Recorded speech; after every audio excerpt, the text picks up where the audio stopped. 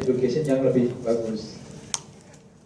Nah ini istilahnya bagaimana siswa bisa istilahnya membantu nih.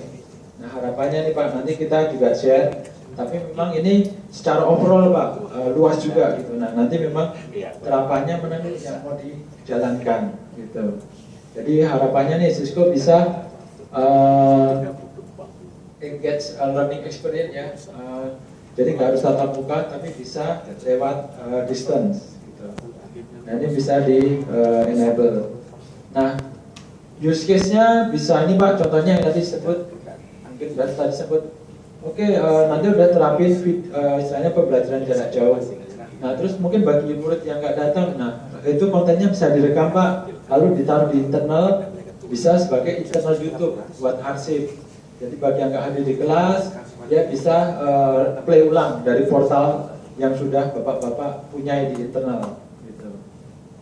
Lalu dari sisi contohnya, di luar collaboration, Bapak mau enable sampai ke security, itu bisa. Nanti ada CCTV-nya. Terus contohnya sampai kalau dilihat campus communication, nah misal nanti kalau lebih advance lagi Pak, cuma memang biasanya bertahap ya implementasinya. Di kelas-kelas itu sampai ada digital display-nya. Di situ nanti kita bisa play jadwal kurikulum atau jadwal kelas untuk ruang itu, terus overview of free content. Misal sampai kalau dikomersialkan Pak, Bapak bisa jual tiker ya, running tiket untuk iklannya itu ke pihak luar, sponsor. Jadi bisa ada revenue income di display tersebut. Jadi sebenarnya ada beberapa aspek Pak. Gitu. Nah ini secara overview aja, next generation learning portfolio.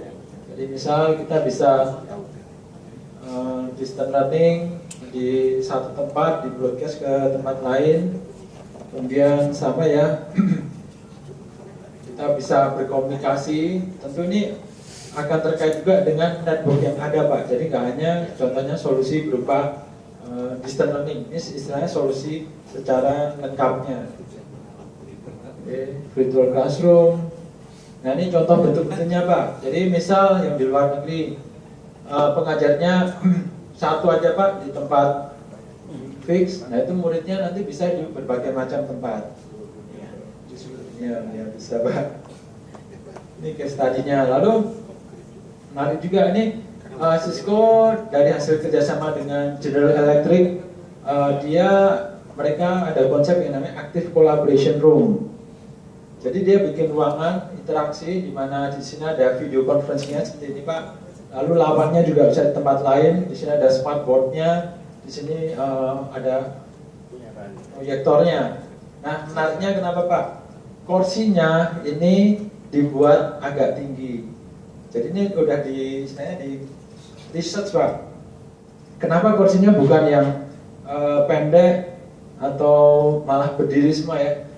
Karena menurut studi kalau kursinya pendek seperti Bapak sekarang itu intent orangnya jadi ngantuk, nggak bisa aktif, makanya dibuat agak tinggi, jadi supaya agak nanggung gitu Pak. Nah kalau agak nanggung kan nggak mau orangnya harus mungkin mau sesuatu gitu, jadi dibuat agak tinggi. Jadi ini based on research gitu, jadi ini bisa dibuat. Maksudnya ini kursinya bukan dari Cisco Pak, tapi memang dari yang ada di market gitu.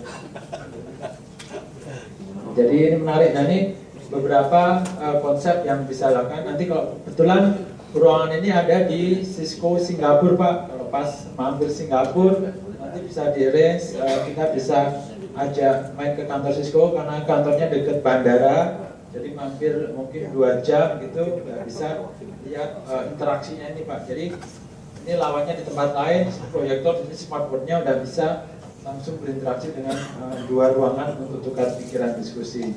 Ini contohnya Pak. Active collaboration room, jadi bisa saling diskusi. Nah ini interaksinya. Oke, nah ini yang istilahnya penerapan lainnya bisa juga untuk remote demo, untuk lab gitu ya. Kita nggak harus labnya masing-masing expert atau pengajarnya di ruangan tersebut, tapi bisa secara remote. Oke, ini yang di Jakarta juga sama. Contoh untuk pembelajaran misal uang palsu itu ada 3D proyektornya, gitu. Jadi bisa sampai ke sana. Oke, ini yang matrix display. Nah, ini salah satu di bulan ini di bank swasta Pak, bukan di education. Dia juga udah mulai gunakan yang sebelumnya pengajar ini harus mengajar dalam sehari 5 kelas gitu ya. Dengan alat virtual classroom ini dia bisa hanya sekali waktu aja yang di spend, dia langsung bisa mengajar paralel 5 kelas gitu. Ini kelas 1, ini yang kelas keduanya gitu. Jadi bisa memang lebih produktif gitu. Oke, nah ini yang lebih ekstrim lagi Pak. Jadi dibuat pengajarnya seolah full size body ya, sesuai dengan tinggi orangnya. Ada jinnya. Oke, jadi ini solusinya memang bukan hanya menggunakan web conferencing seperti tadi Pak. Kalau web conferencing Bapak lihat saya harus webcamnya diatur-atur, terus juga mungkin dari kualitas videonya itu nggak memberikan pengalaman seolah-olah gurunya di dalam kelas, tapi lebih memang kualitas web conferencing. Karena untuk virtual classroom atau connected gitu ya, diharapkan memang seolah-olah itu membawa gurunya ada di kelas itu Pak. Gitu. Kalau ntar kualitasnya jelek, putus-putus, nah ini contohnya Pak, use case untuk virtual classroom itu apa saja yang paling banyak ya, top case-nya. Contohnya untuk memang distant learning Pak, connecting classroom dan teachers. Ini beberapa value-nya, terus ya mengajar jauh-jauh Pak, betul. Terus contohnya untuk professional development, sama yang kedua untuk direkam pengajarannya. Lalu contohnya dengan Bapak memiliki fasilitas ini, Bapak bisa mengundang dosen tamu dari internet, dari luar negeri. Dia cukup dikasih software base, dia bisa connect dial, dan jadi dosen tamu di tempat Bapak. Dan biayanya bisa lebih murah karena mereka nggak perlu terbang ke tempat naik pesawat gitu ya, ke tempat Bapak Ibu sekalian. Oke, ini sih kalau kita mulai contohnya nih Pak, Makassar gitu ya, itu sudah pakai auditorium, lalu di depannya memang di enable video conferencing gitu. Jadi ini mulai bisa dengan 2 kelas contohnya gitu. Nanti memang di-expand lagi Pak. Contoh yang tadi itu sudah connected antara classroom yang saya awal. Ini contohnya juga layoutnya. Nanti tergantung bentuk kelasnya Pak, ruangannya seperti apa, kita bisa desainkan sesuai dengan ruangan. Kalau memang ruangannya sudah ada ya Pak ya, biasanya sudah ada, jadi nggak harus merubah bentuk ruangan, tapi nanti disesuaikan. Misal butuh 2 kamera Pak, gitu ya. Jadi yang satu supaya cover semua isi muridnya, satu ke kiri, satu ke kanan, itu bisa dilakukan juga. Nah, misal kalau hanya pakai webcam atau kamera kecil, ya kembali kualitasnya sangat jauh di bawah Pak. Dosennya juga mau lihat muridnya mungkin agak buram-buram gitu ya, nggak kelihatan gitu. Makanya butuh yang contohnya yang kameranya lebih besar dari ini biasanya Pak. Ini masih yang di kecil ya kameranya. Berapa pixel? Untuk pixelnya Pak, yang paling tinggi itu untuk di virtual classroom itu sampai 1080 pixel Pak, yang full HD. Udah full HD.